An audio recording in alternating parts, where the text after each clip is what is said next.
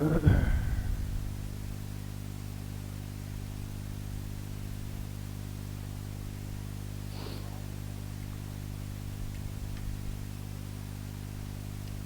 اللہ الرحمن الرحیم۔ مسائل کی مجلس میں نماز سے متعلق بات چل رہی ہے، اور پچھلی مجلس میں بات ہوئی کہ اگر کوئی شخص اکیلے نماز پڑھے یا امام کے پیچھے نماز پڑھے، یا اگر آئے اور جماعت کی کچھ رکعتیں نکل چکی ہو، تو ان صورتوں میں یہ شخص قرات کس ترتیب پہ کرے گا؟ آیا اس کو قرات کرنی ہے، یہ خاموش رہے گا، کتنی رکعتوں میں کرے گا، کتنی رکعتوں میں نہیں کرے گا؟ اور آپ کو اگر یاد ہو تو 3 اصطلاحات ذکر بھی ہوئی کہ ایک وہ شخص ہوتا ہے جو شروع سے لے کر آخر تک امام کے ساتھ نماز میں شریک ہو، شروع سے لے کر آخر تک۔ جیسے ابھی کسی نے شروع رکعت میں شرکت کی اور آخر تک ہمارے ساتھ رہا، اس کو کہتے ہیں مدرک۔ ایک وہ ہوتا ہے کہ جس سے کچھ رکعتیں نکل گئی، 1 رکعت 2 رکعت نکل گئی، پھر آ کے امام کے ساتھ شامل ہوا، اس کو کہتے ہیں مسبوق۔ اور تیسرا شخص وہ ہوتا ہے کہ جس کو امام کے ساتھ نہ شروع سے نماز ملی نہ درمیان سے ملی، بلکہ جب آیا تو پوری ہی جماعت ہو چکی۔ اب یہ اکیلے اپنی نماز پڑھ رہا ہے، تو اس کو کہتے ہیں منفرد۔ کچھ یاد پڑتا ہے دوستوں؟ تو جس کو پوری جماعت امام کے ساتھ مل جائے یہ ہے مدرک، جس سے کچھ رکعتیں نکل جائے باقی مل جائے یہ ہے مسبوق، اور جس کو خدا نخواستہ کچھ حصہ بھی نہ ملے بلکہ پھر یہ اکیلے پڑھے، اس کو کہتے ہیں منفرد۔ اور تینوں کے لیے نماز میں قرات کرنے کی ترتیب الگ الگ ہے، جو آپ کے سامنے پچھلی مجلس میں آ گئی۔ آج کی مجلس میں جو مسائل کا موضوع ہے وہ ہے جماعت کی نماز۔ دیکھیں، ایک ہے نماز کی فرضیت اور ایک ہے پھر باجماعت نماز پڑھنا۔ یہ تو ہم سب جانتے ہیں کہ ہر عاقل بالغ مسلمان پہ، چاہے وہ مرد ہو یا وہ عورت جو پاکی کے ایام میں ہو، اس پر دن میں 5 وقت کی نماز پڑھنا فرض ہے، یہ تو سب کو پتہ ہے۔ لیکن پھر اس امت کے مردوں کے لیے یہ حکم دیا گیا کہ وہ نماز بھی پڑھیں اور باجماعت پڑھیں۔ باجماعت یعنی امام کی اقتداء میں پڑھیں۔ اس لیے خود جناب نبی کریم صلی اللہ علیہ وسلم کا ایک وصف ہے اور آپ کا ایک مقام ہے کہ آپ کو کہا جاتا ہے امام الانبیاء۔ ہم سنتے ہیں نا کہ آپ علیہ الصلاۃ والسلام امام الانبیاء ہے۔ کیا مطلب؟ کہ جب اللہ نے آپ کو معراج کروائی اور آپ کو بیت اللہ سے بیت المقدس لایا گیا، مسجد اقصیٰ میں، وہاں تمام انبیاء کو اللہ نے جمع کیا ہوا تھا۔ کس کیفیت میں کیسے آئے وہ اللہ کے علم میں۔ اور پھر آپ علیہ الصلاۃ والسلام نے ان تمام انبیاء کی امامت کروائی، آگے بڑھ کر 2 رکعت نماز پڑھائی۔ اس وجہ سے آپ کا لقب ہے، خصوصیت ہے امام الانبیاء۔ ایک بات۔ دوسری بات یہ ہے کہ جب نماز فرض ہوئی اور بات ہوئی کہ معراج کے موقع پہ فرض ہوئی، آپ علیہ السلام تشریف لائے، تو اس کے بعد سے لے کر دنیا سے تشریف لے جانے تک سوائے 17 نمازوں کے، سوائے کتنی نمازیں؟ 17، یاد رکھیں۔ سوائے 17 نمازوں کے باقی تمام نمازوں میں صحابہ اکرام کی امامت کس نے کی ہے؟ آپ علیہ الصلاۃ والتسلیم۔ آپ خود امام ہیں۔ اس لیے کہ اسلامی معاشرے میں اور اسلامی نظام کے اندر جو حکمران ہوتا ہے وہ اپنی کرسی پر بھی آفس میں بیٹھتا ہے اور نماز کے وقت میں مصلی کا امام بھی ہوتا ہے. ہونا یہ چاہیے دوست. اسلامی معاشرہ اس طرح بنا ہے کہ جو ہمارا حکمران ہو، ہمارا گورنر ہو، ہمارے حاکم ہو، وہ صرف نرے حاکم اس معنی میں نہ ہو کہ جا کے اپنی چیئر پہ بیٹھ کے دائیں بائیں جھول رہے ہو، بلکہ اسلامی حکمران اور اسلامی گورنر وہ امت کا امام بھی ہوتا تھا. اور اس لیے جتنی کتابیں لکھی گئی وہ سب اسی مناسبت سے لکھی گئی کہ وہ عیدین بھی پڑھائے، وہ جمعہ بھی پڑھائے، وہ نمازیں بھی پڑھائے، وہ نمازوں کی خبرگیری بھی کرے. یہ تو اب افسوس کی بات ہے کہ امت سے ساری چیزیں چلی گئی، ختم ہو گئی، اور لے دے کر کے ایک طبقے کو خاص کر دیا گیا کہ یہ جی یہ جماعت کرائے، یہ نماز پڑھائے، جبکہ جماعت کی اہلیت ہر مسلمان میں ہونی چاہیے، پھر خاص طور پہ جس کی ذمہ داری جتنی زیادہ ہو. تو آپ علیہ الصلاۃ والسلام امت کے امام بھی ہیں، مصلی پر امامت کرائی. اور جب بیماری اتنی شدید ہو گئی کہ اب بغیر سہارے کے کھڑا ہونا ممکن ہی نہیں رہا، حدیث پاک میں اس کی بھی تفصیل ہے کہ اتنی شدید ہو گئی کہ 3 مرتبہ آپ کو اٹھایا گیا سہارے سے، 3 مرتبہ. جب اٹھے پھر غشی طاری ہو گئی، بے ہوشی میں چلے. دوسری مرتبہ پھر افاقہ ہوا، پھر غشی طاری ہو گئی. تیسری مرتبہ پھر آپ کو سہارا دے کے اٹھایا گیا، لیکن آپ پھر غشی، اتنی کمزوری بڑھ گئی تھی. لیکن اندازہ اس سے لگائیں کہ آپ کے حجرہ مبارکہ سے متصل جو مسجد نبوی شریف تھی، وہاں صحابہ اکرام آپ کے منتظر تھے کہ آپ تشریف لائیں اور ہمیں نماز پڑھائیں، اس لیے کہ امامت تو آپ نے کرنی تھی. تو نماز میں تاخیر ہو رہی تھی، وقت نکل رہا تھا، لیکن مجال نہیں تھی کسی کی سوچ بھی نہیں تھی کہ کوئی اور امامت کروائے گا. صحابہ منتظر تھے. تو جب اس طرح ہوا تو آپ علیہ الصلاۃ والسلام بالآخر جب سمجھ گئے 3 دفعہ کے بعد، تو آپ نے فرمایا مروا ابا بکر فلیصلی بالناس، مروا ابا بکر فلیصلی بالناس. فرمایا جاؤ ابو بکر سے کہو کہ وہ لوگوں کو نماز پڑھا دے. اپنی زندگی میں اپنا مصلی جس شخصیت کے حوالے کر کے گئے وہ کون ہے؟ حضرت ابو بکر رضی اللہ تعالیٰ. اور حدیث پاک میں اس کی بڑی تفصیل ہے، اب موقع نہیں ہے. جب آپ نے یہ فرمایا تو ام المومنین عفیفہ کائنات حضرت عائشہ صدیقہ رضی اللہ تعالی عنہا، جو ہم سب کی ماں ہیں، انہوں نے جب سنا کہ میرے والد کا نام آیا تو کہنے لگی کہ آپ عمر سے کہہ دیں وہ نماز پڑھا لیں. کیوں؟ فرمایا اس لیے کہ وہ رقیق القلب ہے، نرم دل والے ہیں، وہ آپ کے ہوتے ہوئے آپ کے مصلی پر کھڑے ہی نہیں ہو سکتے، تو آپ عمر سے کہہ دیں. آپ نے پھر فرمایا مروا ابا بکر فلیصلی بالناس. 2 دفعہ ہوا. جب تیسری مرتبہ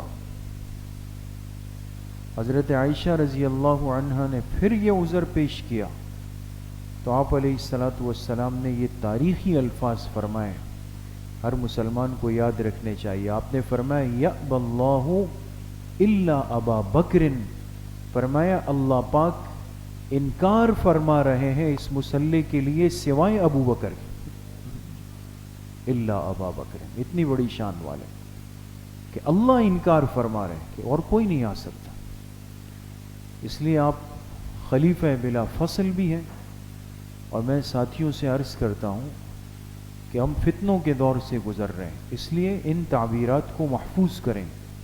جب بھی آپ علیہ السلام کا نام لیں تو اب اشد ضروری ہے کہ آپ سے پہلے خاتم الانبیاء کہیں. کیا کہیں؟ خاتم، تاکہ آپ کا مقام واضح ہو جائے. آپ صرف نبی نہیں، اس امت کے سب سے آخری نبی ہے. آپ کے بعد کسی نئے نبوت کا سلسلہ ختم ہو چکا ہے، تصور ہی نہیں. تو خاتم الانبیاء سے ضرور آپ کو ملقب کیا جائے. اور جب حضرت ابو بکر صدیق رضی اللہ عنہ کا نام لیا جائے تو 2 الفاظ کہے جائیں، خلیفہ بلا فصل اور امام بلا فصل، آپ کے بعد آپ کی خلافت بلا فصل ہے اور بیچ میں کوئی نہیں، اور آپ کے بعد آپ کے مصلی پر اور کوئی امام نہیں ہے، حضرت ابوبکر رضی اللہ عنہ۔ تو خلیفہ بلا فصل بھی اور امام بلا فصل بھی، بات سمجھ میں آ گئی؟ تو خیر یہ تو حدیث مبارکہ کی باتیں ہیں، سیرت کی باتیں ہیں، لیکن اہم باتیں ہیں۔ سمجھنا اور سمجھانا کیا مقصود ہے کہ اس امت کے مردوں کو نماز دی گئی تو اس کے ساتھ تصور بھی نہیں تھا کہ جماعت کو ہلک کر دیا جائے۔ فرض نماز ہے ہی جماعت کے ساتھ مردوں کے لیے، مستورات کے لیے صرف اس وجہ سے کہ فتنوں کا دور ہے منع کر دیا گیا، لیکن مردوں کے لیے یہ واجب ہے کہ وہ جماعت کا اہتمام کریں گے۔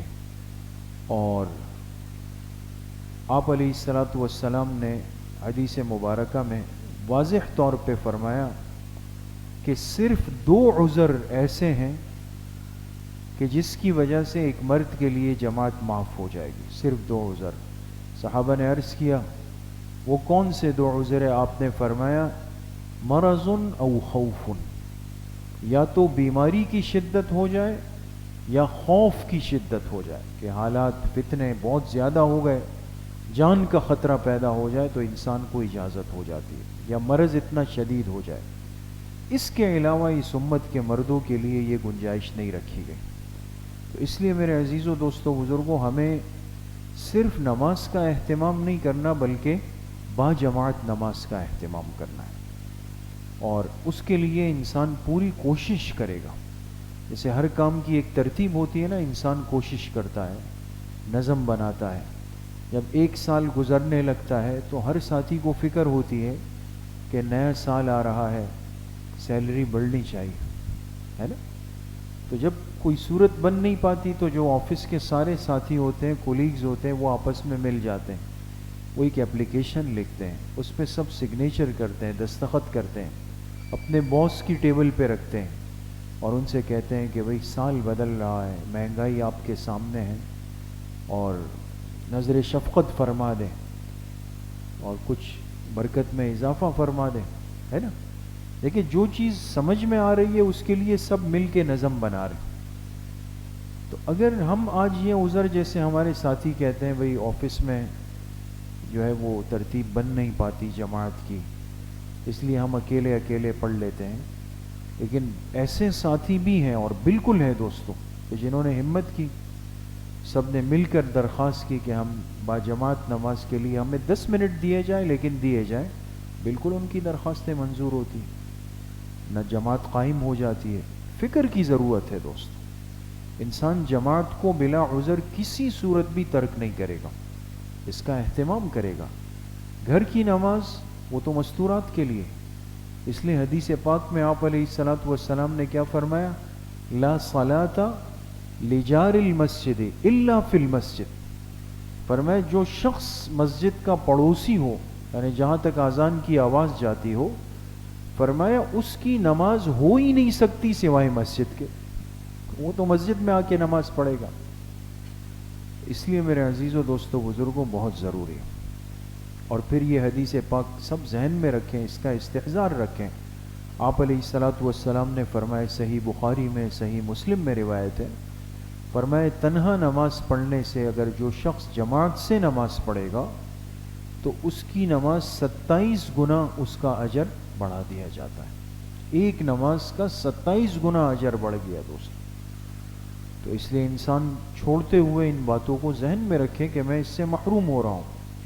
اور پھر اگلی روایت میں کیا فرمایا کہ اگر ایک شخص تنہا نماز پڑھے، اس سے بہتر ہے کہ ایک آدمی کے ساتھ مل کے پڑھ لیں، یعنی اور کوئی نہیں ہے تو بھئی ایک آدمی کو کم سے کم جوڑ دیں، اور اگر 2 آدمیوں کے ساتھ ہو تو وہ اس سے بھی بہتر ہے، اور جتنی جماعت بڑھتی رہے گی اتنا اجر بڑھتا رہے گا اور اللہ کو اتنا ہی پسند ہوگا۔ بات سمجھ میں؟ تو شریعت اجتماعیت کو پسند کرتی ہے دوستو، کہ ہم تعداد کو بڑھائیں، کم نہ کریں، جتنے ساتھی جڑ جائیں اتنا زیادہ اچھا ہے۔ اسی لیے دیکھیں ہماری مساجد میں اوقات متعین کر دیے گئے، ورنہ آپ کو پوری سیرت طیبہ میں نہیں ملے گا کہ اوقات متعین ہوئے ہوں. اوقات نہیں ہے، بلکہ کب آپ علیہ السلام جب باہر تشریف لاتے اور مجمع زیادہ ہوتا آپ جماعت کو قائم فرما دیتے. اس لیے عشاء کی افضلیت کیا فرمائی کہ عشاء کی جماعت کب پڑھی جائے؟ 1/3 رات کے وقت میں پڑھی جائے، کہ 1/3 رات میں، اس لیے کہ وہ دور ایسا تھا کہ صحابہ جمع ہوتے تھے. لیکن جب کمزوری آتی گئی تو متاخرین فقہا نے یہ کہا کہ مقصد اصلی اجتماعیت کی کثرت ہے. کہ کیا ہوگا اب اگر اعلان ہو جائے کہ جی کل سے عشاء کی نماز 1:15 پر ہوگی، کل سے ہوگی نہیں خیال کر، تو 1:15 پر تو کتنے ساتھی ہوں گے؟ 2-4 ساتھی ہوں گے، بزرگ حضرات ہوں گے، اور آپ کے مؤذن صاحب بیچارے بڑی مشکل سے آنکھیں ملتے ہوئے آئیں گے. تو اجتماعیت کمزور پڑ رہی ہے.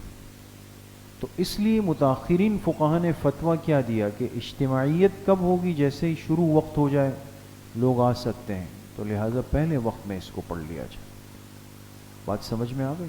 تو اس لیے تنہا نماز پڑھنے سے بہتر ہے انسان جماعت کو قائم کرے.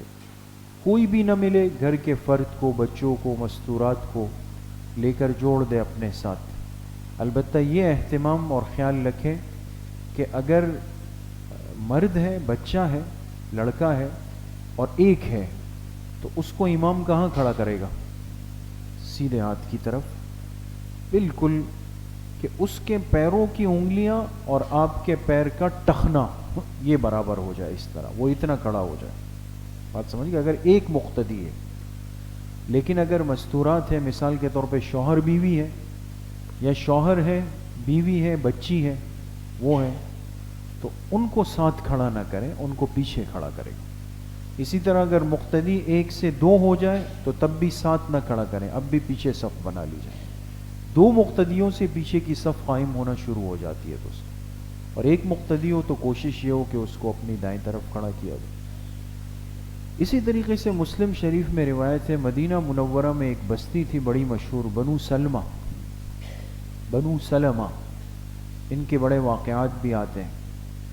تو یہ لوگ مسجد نبوی سے فاصلے پر رہتے تھے، آبادی سے ذرا دور تھے، اور وہاں سے چل کر یہ لوگ مسجد نبوی نماز پڑھنے کے لیے، جماعت کے لیے آتے تھے اہتمام سے. تو لیکن تلاش میں تھے کہ ہمیں مسجد نبوی کے قریب جگہ مل جائے. تو اللہ کی شان ایک زمین بکنے کے لیے آ گئی جو مسجد نبوی کے قریب تھی. ان کو جب پتہ چلا تو متمول لوگ تھے، مالدار لوگ تھے، انہوں نے فوراً بات ڈال دی اور کہا یہ زمین ہم خریدیں گے. آپ علیہ الصلاۃ والسلام کو جب پتہ چلا، آپ نے ان کو بلایا اور فرمایا کہ کیا تم قریب اس لیے آنا چاہتے ہو کہ مسجد نبوی سے فاصلہ کم ہو جائے؟ انہوں نے کہا جی اسی لیے. تو آپ نے فرمایا جتنے قدم چل کر تم آتے ہو ابھی، اس قدم پر کیا تمہیں ثواب کا یقین نہیں ہے کہ ہر قدم پر اللہ پاک تمہیں کتنا اجر دیتے ہیں؟ تو بھئی جتنا فاصلے سے انسان چل کے آ رہا ہے وہ یہ استحضار اور یقین کرے کہ ہر قدم پہ اجر اتنا زیادہ ہے. دوست بات سمجھ میں آ گئی؟ تو دور والے ساتھی پریشان نہ ہو، پچھلی گلی سے آ رہے ہیں، روڈ پار سے آ رہے ہیں، اس طرف سے آ رہے ہیں، جتنا آپ نے پیدل چل کر اپنے قدم استعمال کر لیے دوستو، ہر قدم پہ اجر ہے، یہ لکھا جا رہا ہے. ہاں اگر اللہ پاک سہولت دے دے، اور اب چونکہ کمزوری کا زمانہ ہے، ہمتیں بھی پست ہے، صحت بھی جلدی گر جاتی ہے، اگر سہولت سے مسجد کا قرب مل جائے تو اس کو رد نہ کریں. اب علماء منع کرتے ہیں، اس لیے کہ تھوڑا سا فاصلہ بڑھتا ہے اور انسان ڈھیلا ہو جاتا ہے، پھر کہتا ہے یار بس جمعے میں مغرب میں چلے جائیں گے، باقی نمازیں وہیں پہ پڑھ لیں. تو ان باتوں کا بھی خیال بہرحال ہونا چاہیے. بات سمجھ گئے دوستوں؟ اور بس ایک آخری روایت، آپ علیہ الصلاۃ والسلام نے فرمایا کہ اگر کوئی شخص وقت سے پہلے آ کر مسجد میں بیٹھ جاتا ہے انتظار میں، تو جتنا وقت نماز کے انتظار میں ہے ایک ایک لمحہ وہ نماز میں شمار ہوتا. منتظر نماز میں ہے دوستو، اس کو مستقل نماز کا اجر ملتا ہے. تو یہ جو وقت سے پہلے اگر موقع مل جائے انسان آ سکے نا، تو تو یہ بھی بڑی نعمت ہے. بعض دفعہ ہم گھر میں بالکل فارغ البال ہوتے ہیں، کچھ کام بھی نہیں ہوتا، تو کوشش کریں انسان آ کے وضو کر لیں، صف اول میں بیٹھ جائیں، اپنی تلاوت، تسبیحات، دعائیں وہ پوری کر لیں، اور انتظار کرے گا تو وقت سارا کا سارا وہ نماز کے اندر ہی گزرے گا. کوشش کریں گے انشاءاللہ. اللہ کریم مجھے بھی آپ سب کو صحیح عمل کی توفیق نصیب فرمائے. الحمد للہ رب العالمین والصلاة والسلام علی سید الانبیاء والمرسلین سیدنا و مولانا